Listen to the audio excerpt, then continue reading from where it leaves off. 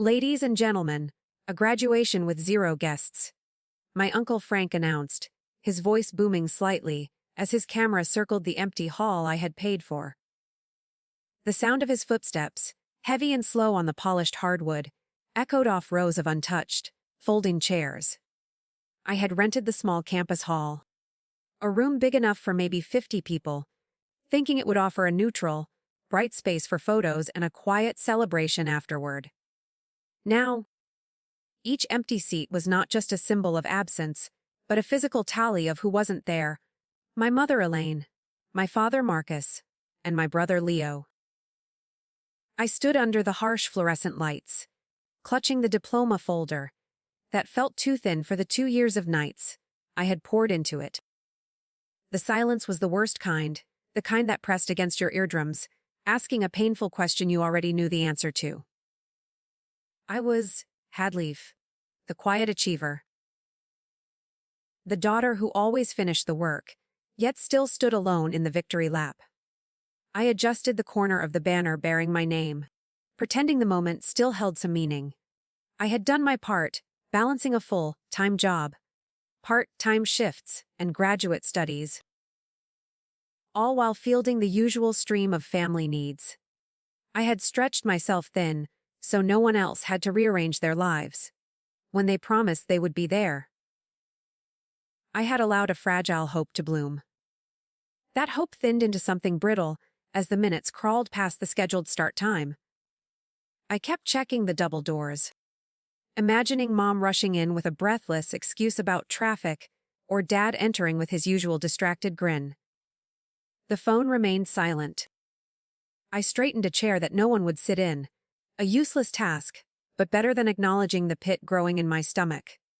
Finally, a buzz. My phone lit up on the small table I had designated for a coffee urn.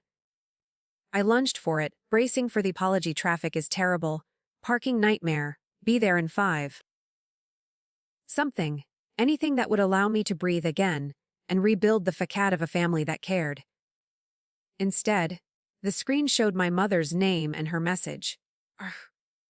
I read the words once, then twice, trying to decipher the familiar sweetness meant to distract from the sting. We're at your brother's housewarming. Don't be salty. Love you. Don't be salty. The phrase was perfectly, painfully Mom. It minimized my legitimate feelings, framing my disappointment as petty jealousy over Leo, our golden child, the promising one who required constant scaffolding. My hands tightened around the phone. This wasn't a mistake, it was a choice, and it felt calculated, immediate, and utterly dismissive. Before I could form any kind of protest, or even process the betrayal of their non-attendance, a second message popped up. It was from Dad. Catering's on your card. Just $5,600. Forgot mine. The number, written out in figures, hit me first, staggering in its assumption. $5,600. The size of my rent, my emergency fund, erased with a casual text. They weren't just absent.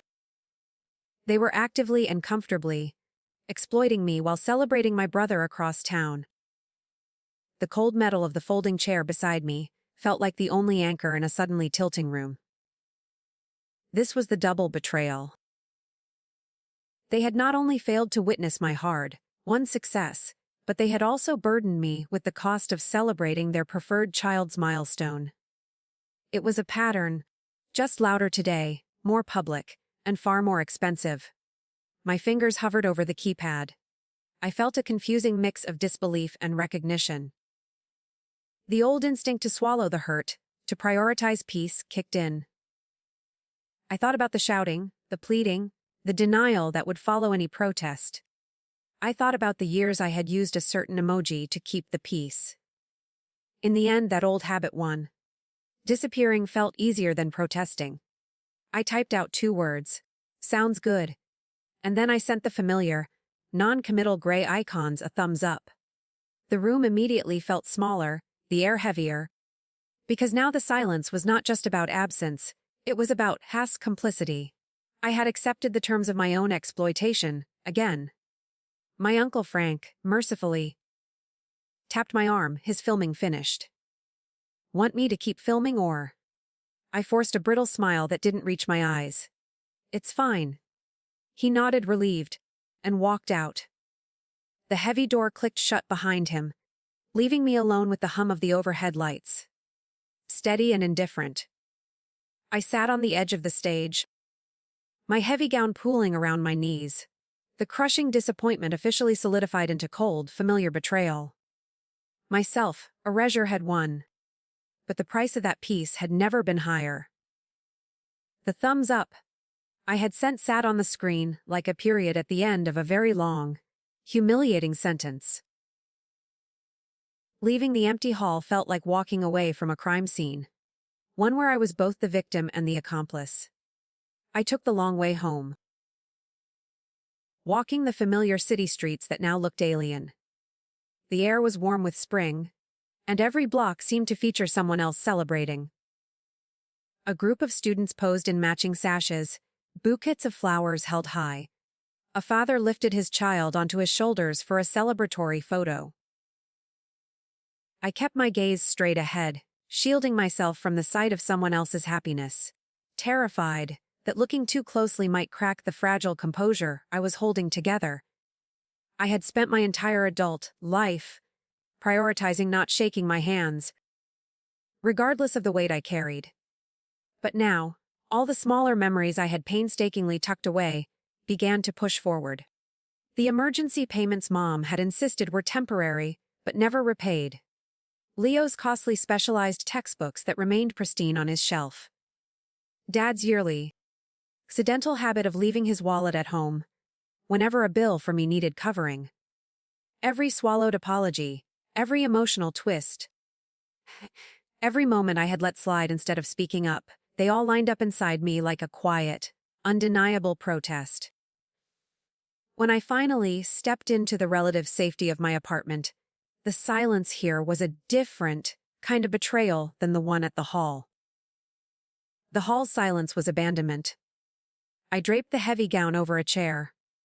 It was no longer a symbol of achievement, but a relic of a hope that had been brutally crushed.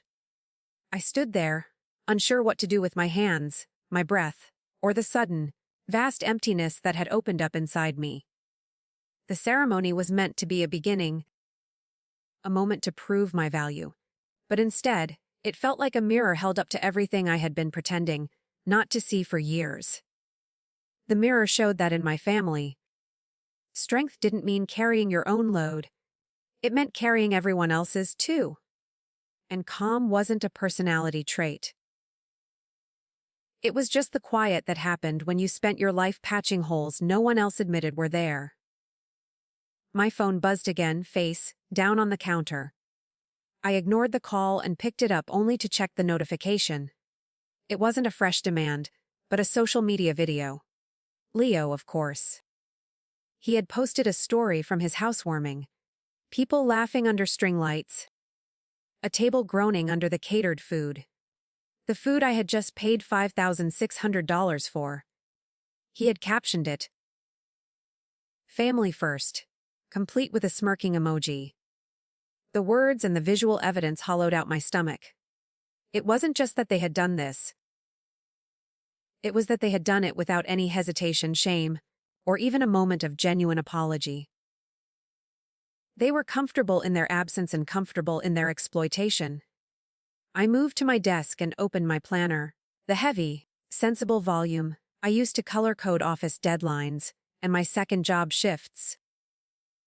Tucked into the back pocket was the stack of receipts and statements I had accumulated over the years. Payments highlighted in different colors, money transfers marked with dates, and notes scribbled in the margins temporary. Just this once. They'll pay me back. Looking at the pages felt like looking at a map of every single time I had chosen them over myself. I spread everything out across the table. The documents, receipts, statements, text message screenshots, slowly consumed the surface, covering the light wood completely.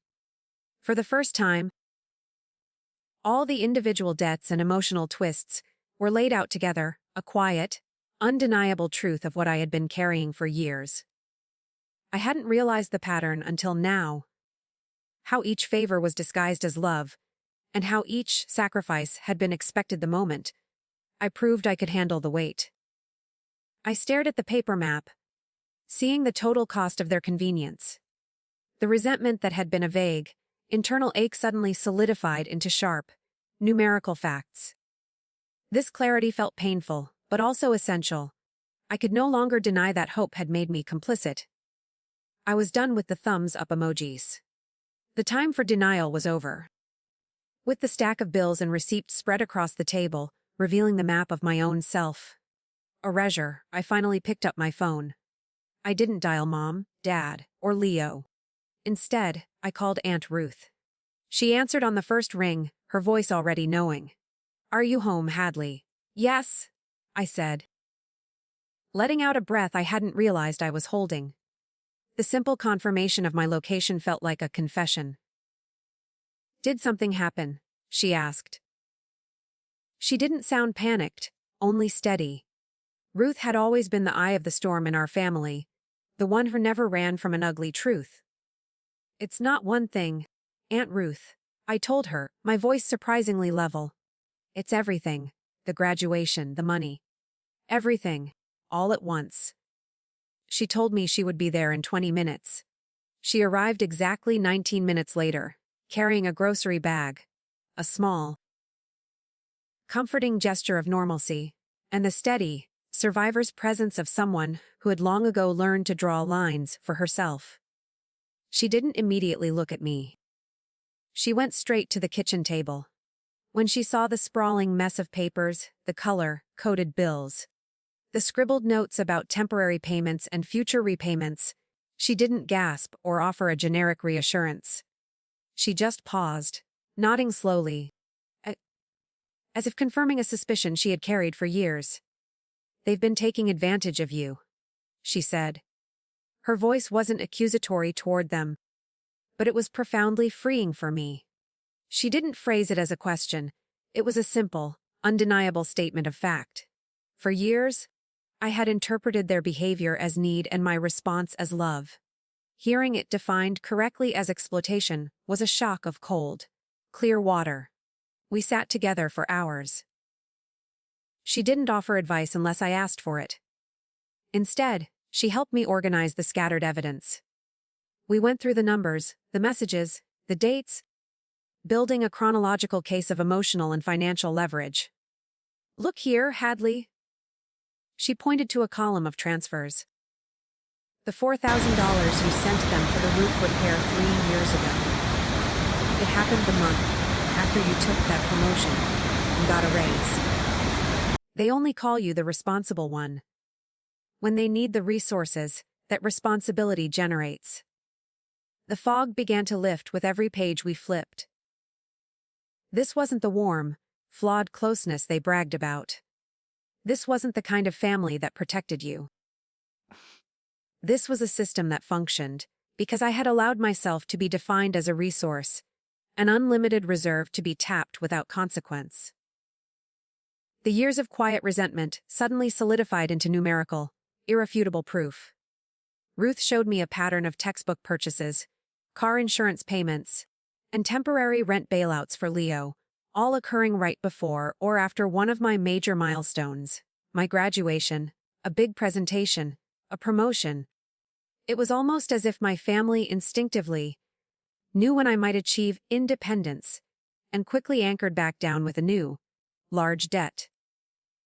"They are not malicious people, Hadley," Ruth said, carefully separating a pile of old bank statements.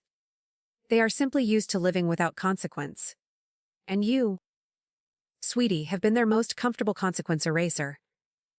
The painful realization that hope had made me complicit transformed.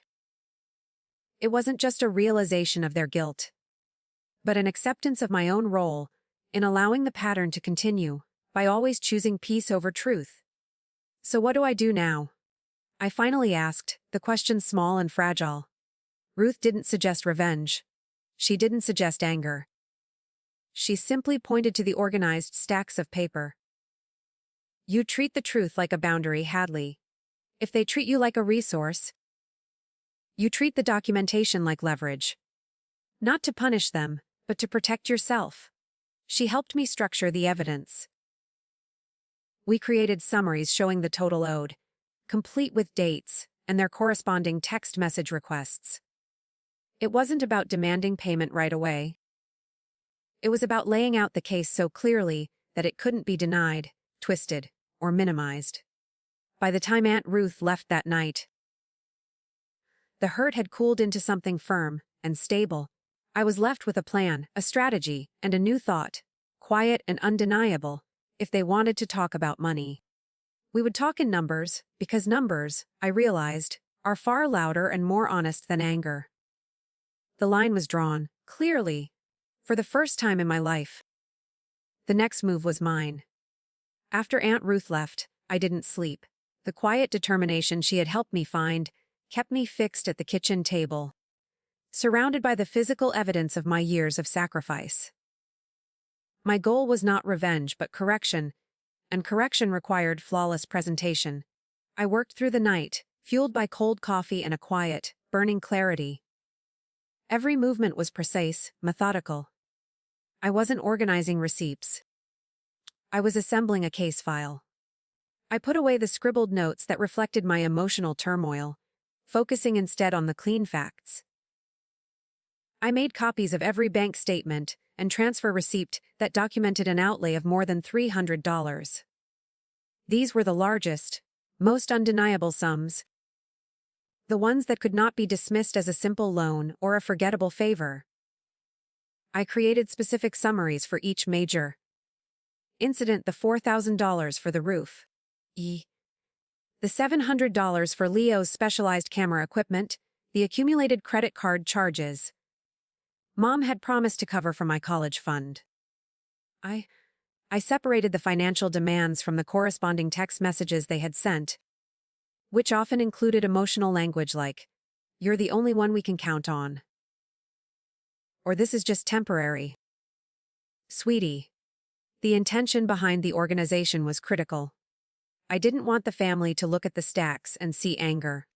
I wanted them to see their own history reflected in clear, indisputable numbers. As honesty, I realized, is louder than anger when you lay it out in facts. Sai sourced 3 plain, brown shipping boxes. Clean, neat, and entirely impersonal. I labeled the boxes clearly. 1 for my parents' address, and 2 specifically for Leo's new home. Since he was the immediate beneficiary of the recent catering charge and the focal point of their attention. Each box was filled with the organized documentation. I placed the summaries on top, detailing the amount owed, the date paid, and the recipient. It was a formal audit of my relationship with them. I delivered with the cold precision of a quarterly financial report. I ensured there were enough documents to make a point so clear it couldn't be twisted into something else. Yet not so much that they could claim harassment. Just enough to show the weight I had carried. The final piece was the note. I printed it on thick, stark white paper. My handwriting had never looked steadier, devoid of the hesitation and looping flourishes that betrayed my usual anxiety. The message was simple and non-negotiable. A declaration of independence disguised as a financial notice. It read, "From today forward, I no longer pay for anyone but myself. All future expenses and liabilities are the responsibility of the party incurring them." I placed this note directly on top of every stack of documents. The final, undeniable word. This act felt less like a confrontation and more like setting a powerful, immovable anchor. As the sun began to rise, washing my apartment in a soft, quiet glow, I sealed the boxes with heavy, duty packing tape. The city outside felt strangely muted, as if the air was holding its breath, waiting for the ripple effect of what I was about to do. I carried the boxes to my apartment door, ready for the courier I had scheduled. Every movement felt deliberate and right. I had rehearsed the eventual shouting, the pleading, the gaslighting I would face. But nothing prepared me for the quiet control I felt in that moment. The meticulous preparation had done its work. My fear of confrontation had been replaced by the confidence that came from possessing the objective truth. I was no longer the little sister begging to be seen. I was the accountant presenting the books. The line had been drawn, and now, it was time to deploy the boundary. The air in my apartment was clean and sterile after the night spent organizing the documents. Just after 9 o'clock, the courier arrived. He was a young man wearing headphones, entirely uninterested in the heavy boxes or the highly charged content within them.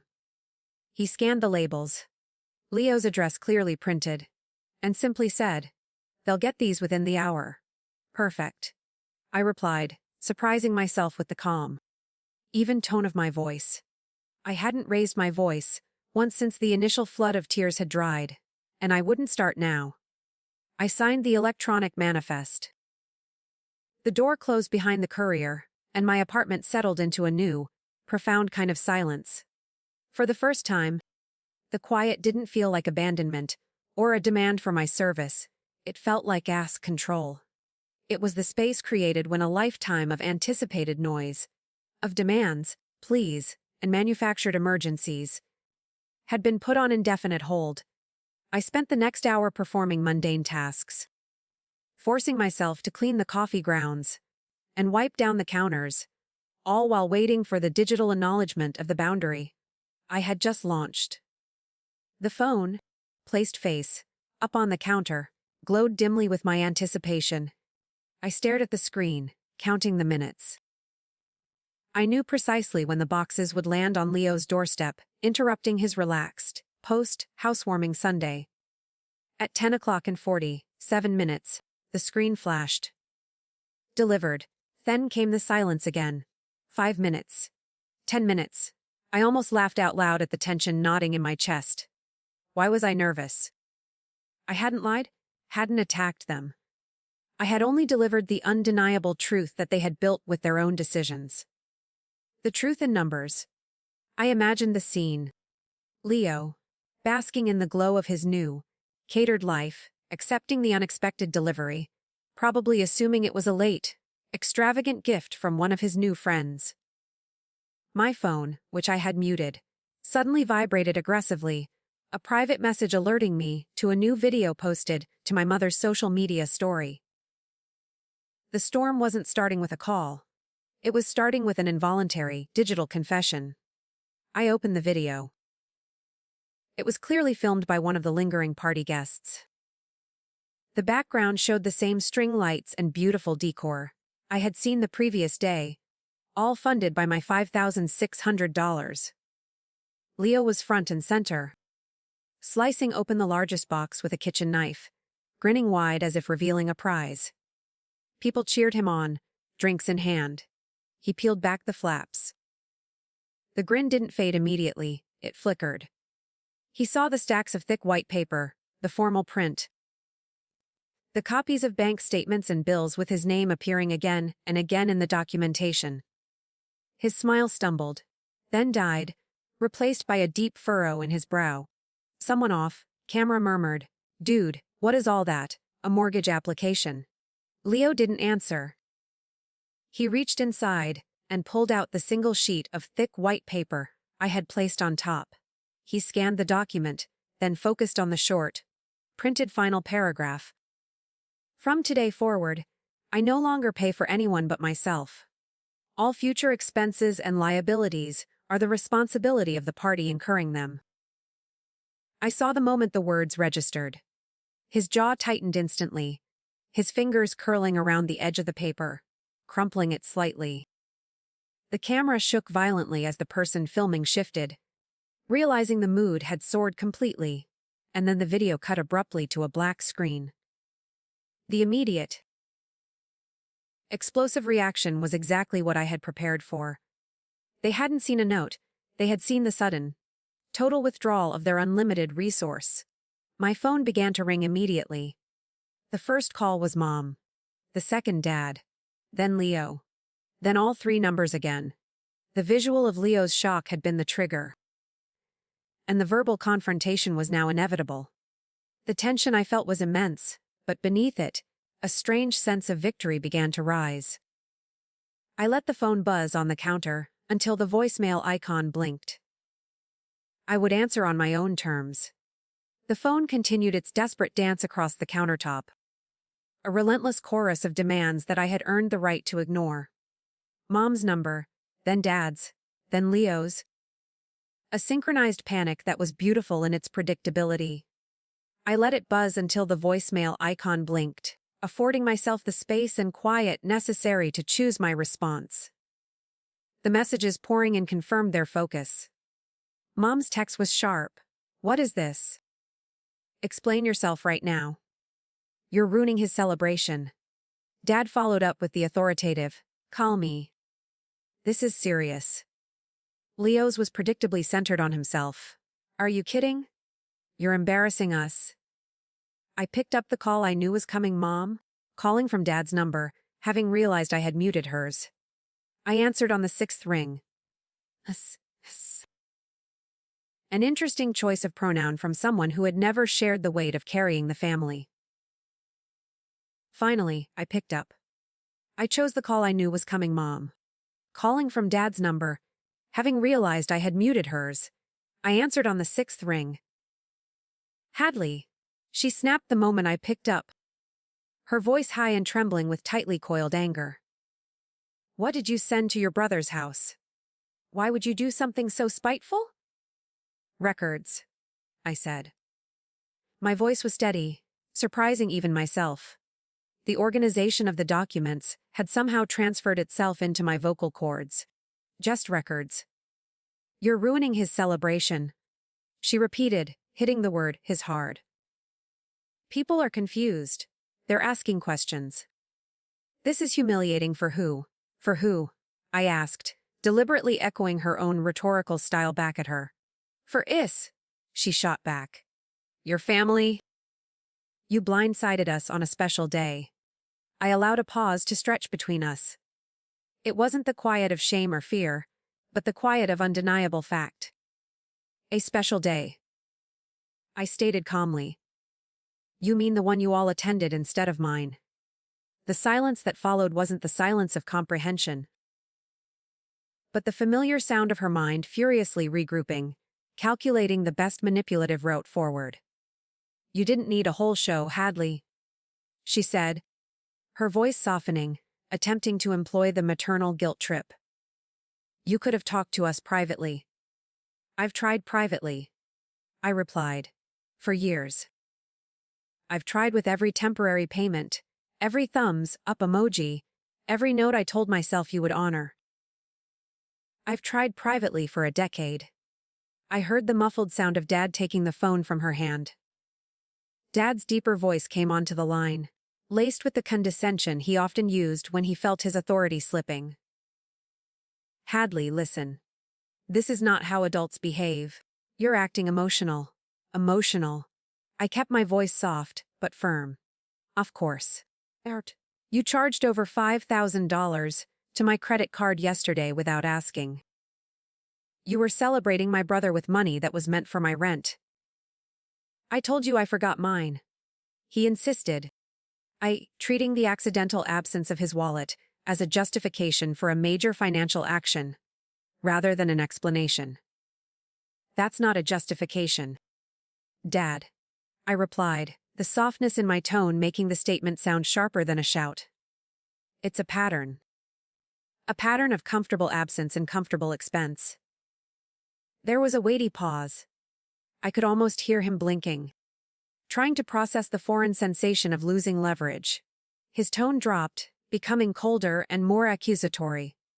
"So this is punishment," he stated flatly. "This is for us not going to your little graduation." "No," I said, ensuring the word was crystalline clear. "This is accountability for everything before that. And everything you pretended I didn't notice." My graduation was just the final receipt. I felt the immense weight of the confrontation, but I remained steadfast. I had delivered the statement. The financial clarity was now an emotional one. I had shifted from being the resource to being the auditor. Dad's voice hardened on the line, shifting from frustrated condescension to blunt command. "Get our boxes back," he demanded. Now, Hadley, don't play games. This is childish. I'm not, I replied, my voice unwavering. I'm drawing a boundary. The boxes are proof that I've carried your expenses for years. They stay where they are. He sputtered, the unfamiliar sensation of his command, being ignored clearly throwing him off balance. Mom quickly jumped back into the conversation, her voice sharp and trembling with righteous indignation. The ultimate weapon of the emotional manipulator. After everything we've done for you, she wailed, this is how you repay us. You humiliate your brother. You punish your own mother. The familiar language of guilt swirled around me, trying to pull me back into the role I was attempting to vacate. But the documents on my table, the thousands of dollars and the years of silence they represented, had rendered her words powerless.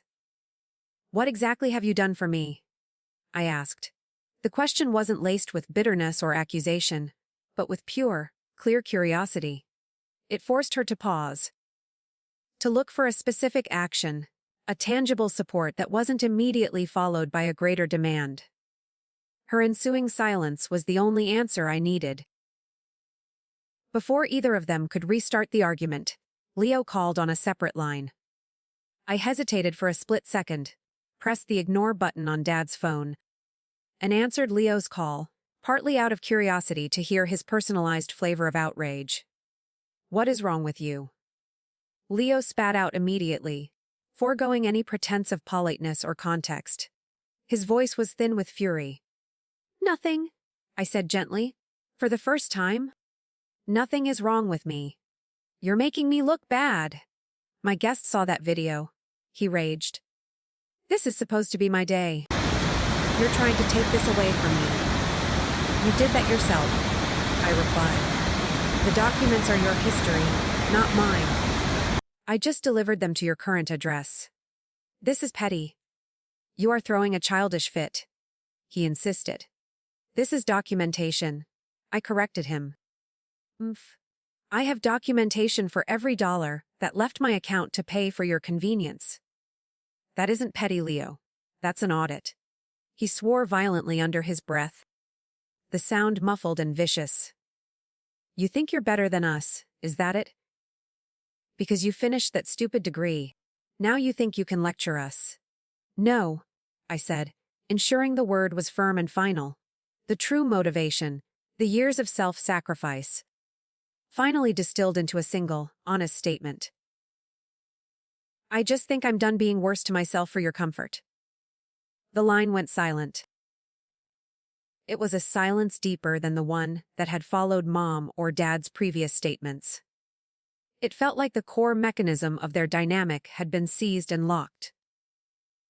He had no ready script for that truth, no accusation that could negate the cost I had been paying to keep them happy. Without another word, without anger, without any sense of triumph, I pressed the end call button. I didn't slam the phone down. I placed it neatly back on the counter. The act was definitive. It immediately lit up again.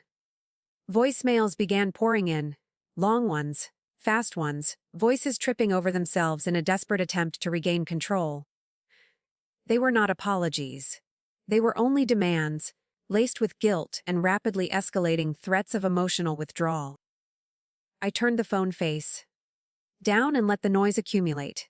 The final boundary had been established, not with a scream, but with a period. I let the phone ring for another hour, before I finally silenced it completely.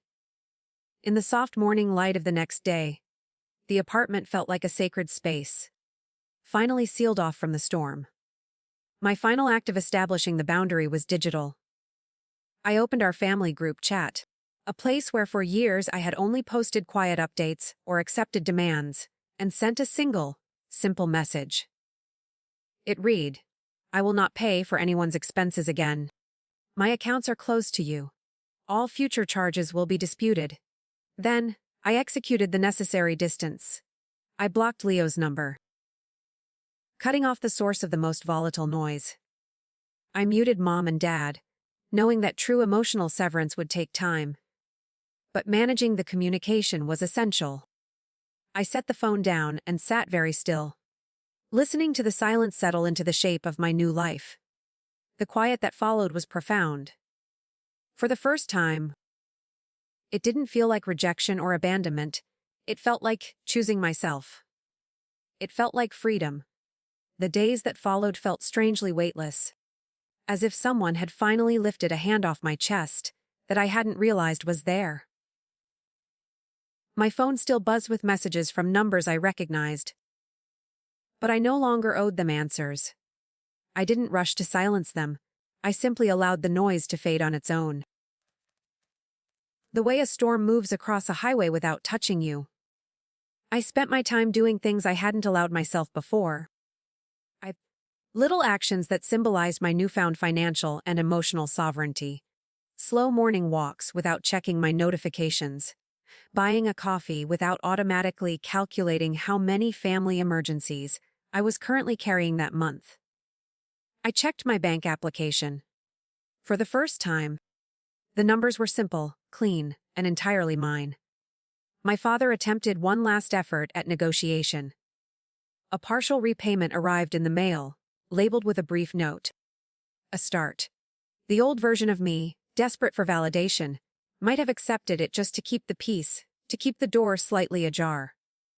Instead, I mailed the check back. I included a short, steady note. Payments must match what's owed, not what feels convenient. It was the first time that financial clarity felt exactly like emotional clarity. The boundary was not porous, it was firm. Mom left a long voicemail that wavered between guilt, tearful nostalgia about my childhood, and a faint thread of victimhood. She was pulling out the familiar stories meant to pull me back into the role I had finally outgrown. I saved the message, not out of sentimentality, but as a reminder of why the line had to exist in the first place, and what awaited me if I ever crossed back over it.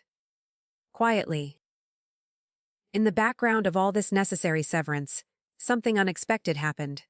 I felt proud. Not for the confrontation itself, but for surviving the years before it. As for finally having the courage to present the truth and stand by the consequences. Choosing myself didn't feel like rebellion. It felt like finally telling the truth out loud. My family may never understand the line I drew, but I am standing on the right side of it. Breathing easier than I have in years.